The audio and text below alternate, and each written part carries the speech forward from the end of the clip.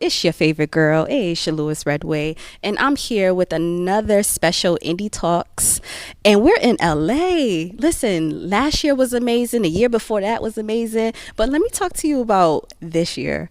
I have no other than Grammy-nominated Jae Writez is sitting right next to me. I mean, you have, I don't know, I feel like, since we met, you're very humble. You sit down and it's just like you're not giving yourself the pat on the back that you deserve. But let me tell you something, in all doing my research, you deserve a round of applause, a standing ovation, all the above. I truly appreciate that. Thank you so much. Of course. Thanks for being here to take this time to sit with me. I do truly appreciate it. First of all, let's get into this. I'm super excited. Let's talk about your early beginnings and influences. You wear multiple hats, of course, songwriter, producing. Kind of talk about your start and how you just kind of journeyed into that path. Sure. So I discovered music, or rather music discovered me at a really early age. I actually started in 6th grade. I actually missed a day that I was supposed to present a social studies project. And Come on, social studies? Yeah. That's my favorite subject in school. Okay. So when I got to school finally, after missing presentation day, my teacher was like, yeah, you're not getting full credit if you just give me a regular presentation. So I'm going to give you the opportunity to do something special. And one of those options was a song. So I went home that night, talked to my parents about it, and I wrote a rap on the Native American tribe that I was assigned for that project, recorded it and brought it in. People reacted to it. They liked it. I liked the way that felt. Okay. I liked seeing people react and respond to something I had put together. And I think it was then when I was like, wow, I kind of like the way this feels. Let me delve a little bit deeper into this. So that's kind of how the start started. All right, now I love that. And you literally took it and you just honed in on it for the Native American song. And you remember a piece of that song? I do, but I will not be reciting any of it. No, okay, we're gonna leave that alone. Gonna leave that alone.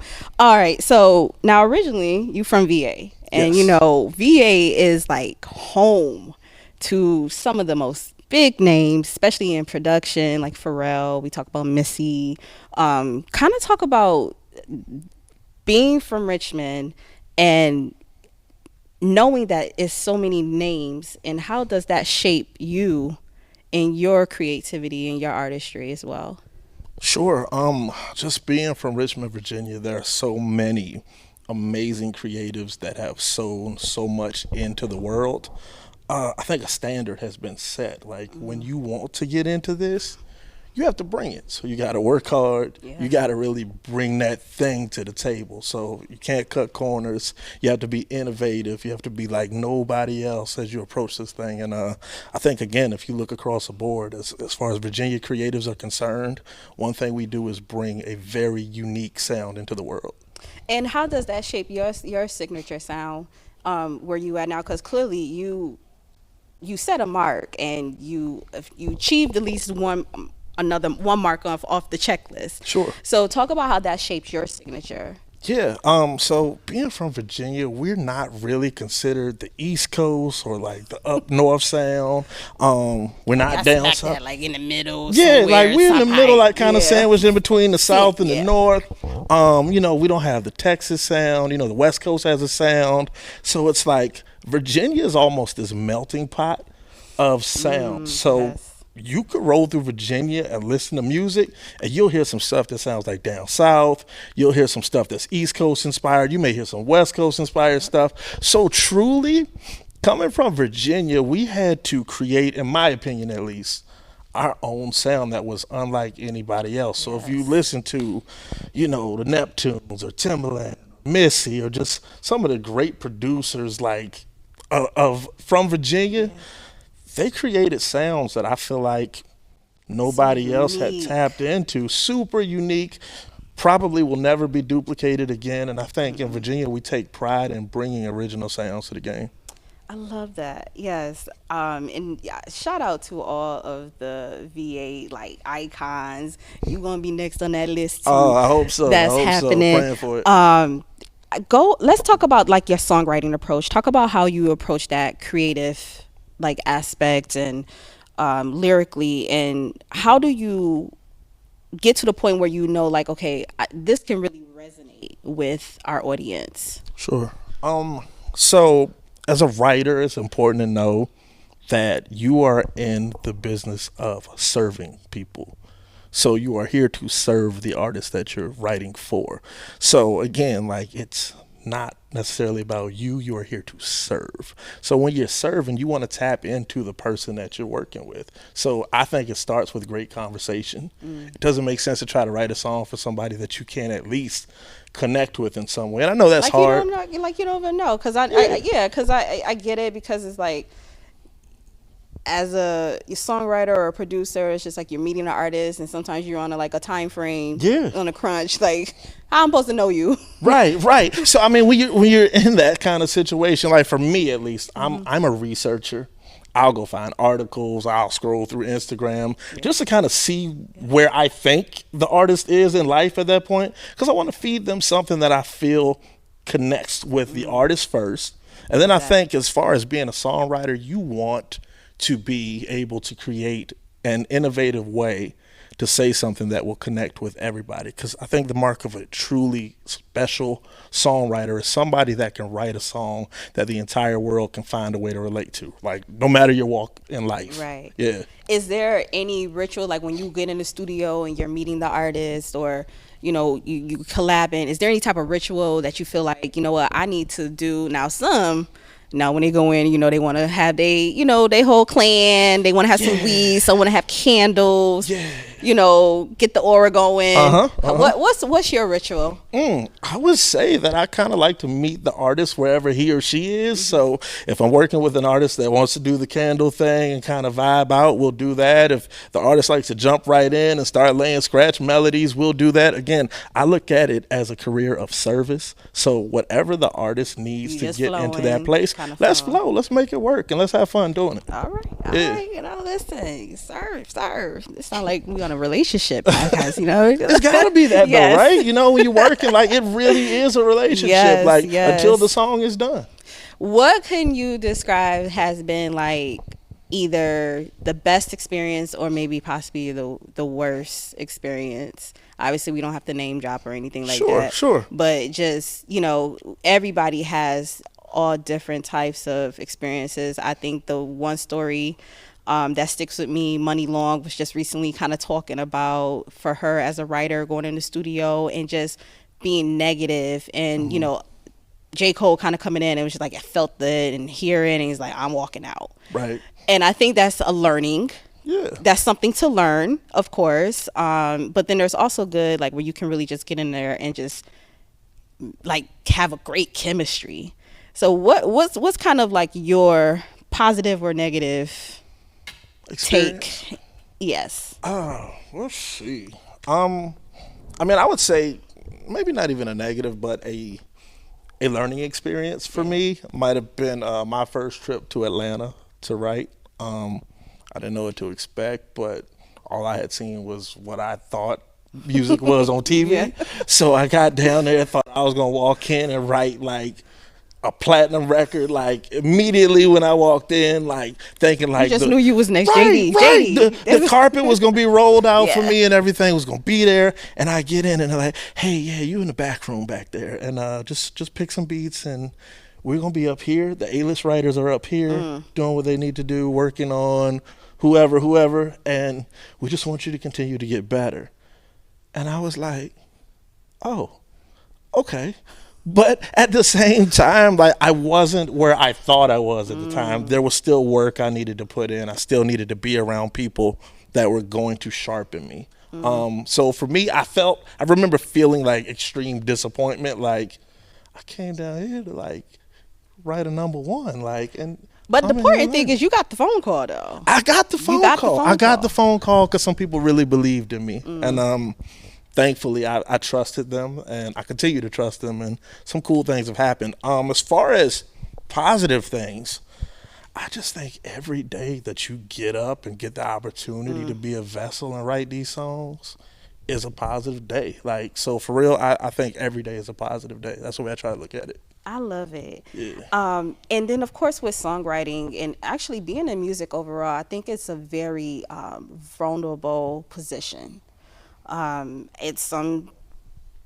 It takes a lot for even the artists themselves to even get there, and even as a songwriter, like for you to really put yourself in the words and what you're writing. Yeah. What has been like one of the most, hardest part in regards to just trying to have that vulnerability and be able to talk to the artists themselves about being vulnerable on a piece? I think it's challenging to, when you're in a session, obviously you don't have months and years to really get to know a person. So you really have to both make the commitment to open yourselves up. And again, like, you don't know what kind of day the artist is having. You could be having a rough day, but I think that's the most challenging part, to kind of find out where you're gonna meet the artist in order to create this vulnerable, emotional piece that is going to connect with the audience. Because let's be honest, like, the audience knows when it's not real. Oh, yeah. The really amazing songs that we can look to and listen to over time, we feel the passion, we feel the emotion in them. And it's like, you know what? They really felt that when they were writing that song, when they were singing that song. So to me, I mean, it's challenging, but again, it's part of the job. If you call yourself a songwriter, if you call yourself an artist, you're supposed to be able to get in there, be professional, do what you need to do, tap into what you need to tap into, and come out with an amazing record. It's something like that call. It's just like, the audience knows when it's real. And, we crack jokes sometimes in regards to the music industry because, we'd be like, oh, it ain't real if you ain't down on your knees singing in the rain, or you're singing, to your lady or your man or whatever like that. And I think it's just like, it's so many different because, I always ask everyone, and this is a little bit of a curveball, but, the opinion in which the music industry is going. We have our legendary, like, iconic music, and then we have these quick spins and quick pickups, and then we have the trends and things like nature. Like, how do you feel in which the industry is kind of shaping it? And also, it starts with you, so how do you feel you're shaping this industry? Yeah, sure. So for me, I'm not as mad at it as I think some people are, because if you really look at some of the top genres across the world, right, there are so many different variations of those genres. And it's like, sometimes I think we get caught up when we speak to urban music of saying, oh, that's not real. And it's like, no, that might just be a different version of music. So everybody has their lane. It might not be for me, right. But everybody has a lane. And I think true art needs to be respected. Again, it doesn't necessarily have to be my cup of tea. It might not be my thing, but if somebody took the time, I'm like, who am I to say that somebody's art is not beautiful? Might not be for me. Yeah. Yes. And I think that sometimes, we get scared because we just don't know what to call it. Right. We don't know what to call it. And then once a name is put to it, then it's like, oh, everybody's like, oh yeah, I'm on that. I'm on that. Yeah. But for me, it's like, you got to think about it. At some point, hip hop was that. And they're what is this? You know what I mean? At some point, scratching right? Like, table? What are they doing? Right. Trap music at some point was that. You know what I mean? So it's like, eventually people will catch on and people will love it, and that's how it goes. It'll just be made more popular. All right, so let's talk about the tea here, okay? Uh-oh. All right, so you are Grammy nominated along with the iconic Mad Skillz for Best Spoken Word Poetry Album. Yes. And let me tell you, I listened to that because I used to be such a poetry head, like late high school, college, and I was just like, this is so amazing. Like, you really can just vibe out on this album.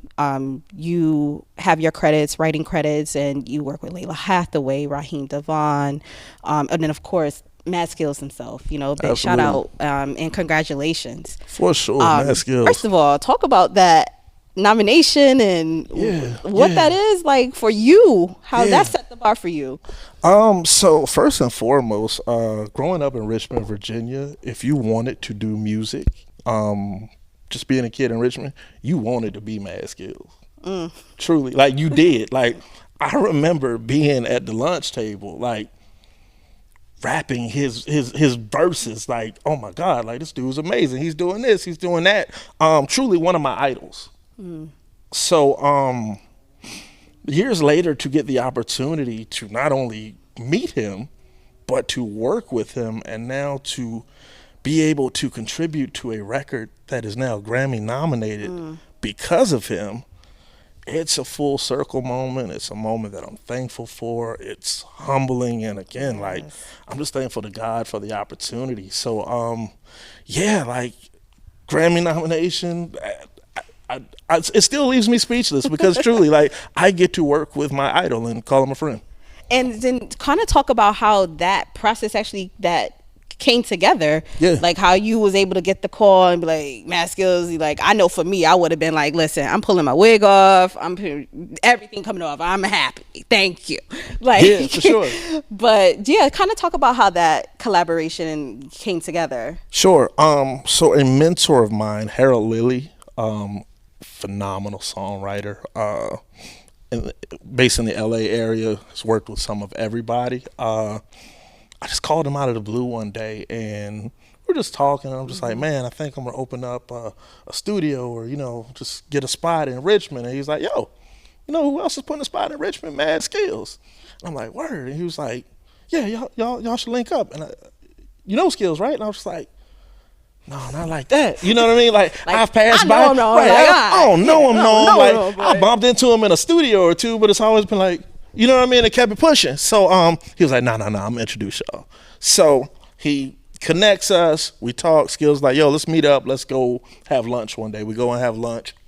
He kind of goes through his idea for what he wants to put in Richmond, which essentially is a huge creative space that allows creatives from the area to come in and work. He doesn't charge them a dime, like no studio time, none of that. He just wants to have a space for creatives in the Richmond area to come and get better.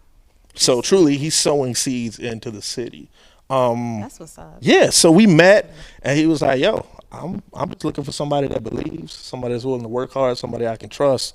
And Harold thinks the world of you, so you passed my test. Okay. We started working together daily.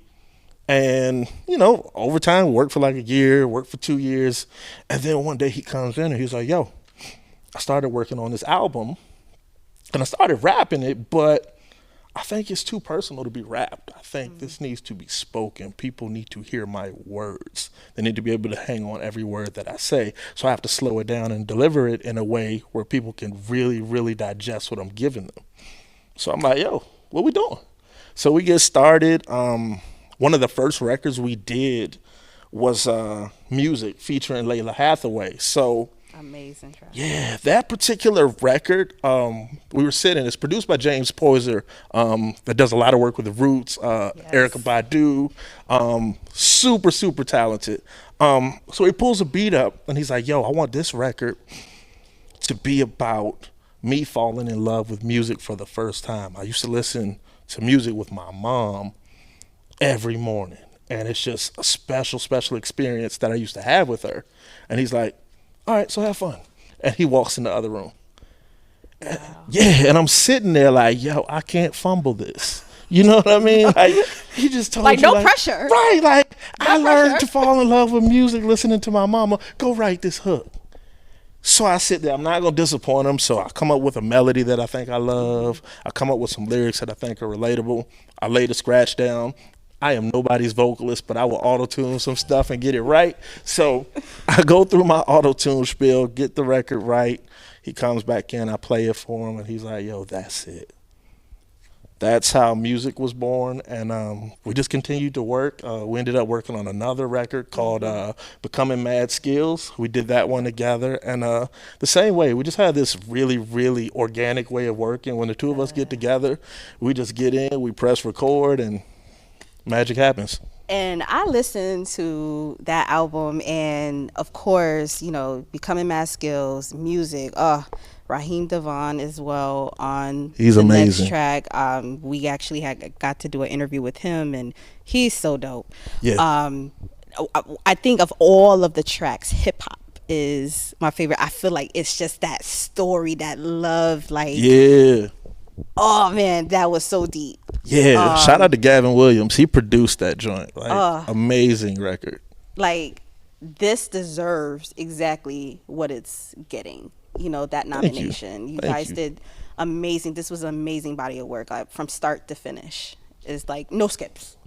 Appreciate that. That means a lot, truly. No skips, like, seriously. And I think for me, like, because anybody that knows me, like, I've listened to music from over and over, like, start to finish. I'm like, nah, I hear something, I gotta go back. And it's just like there's levels of me. Sure. Kind of, you know, just kind of talk about that balance of poetry and how we were able to kind of get that musically to be able to just stand out for the album. Sure. So clearly, you know, both sides are rooted in supreme lyricism. I think, although very similar, there are certain characteristics that each side has, and we wanted to be extremely careful to make sure we were respectful of both sides, respectful of the poetic side, the spoken word side, but still kind of staying true to some of the hip-hop elements. I felt like Mad Skillz did a phenomenal job of that.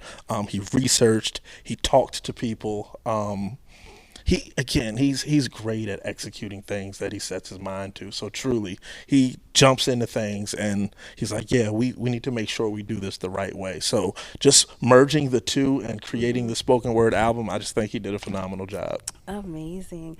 And first of all, thank you so much just for the sit down and be able to give your perspective, your story, and your collaborations, because I mean, it's just a blessing to kind of see the growth and to understand that it takes hard work. Yes. It takes dedication. Yes. To be able to get, you know, where you're at. And this is just the beginning.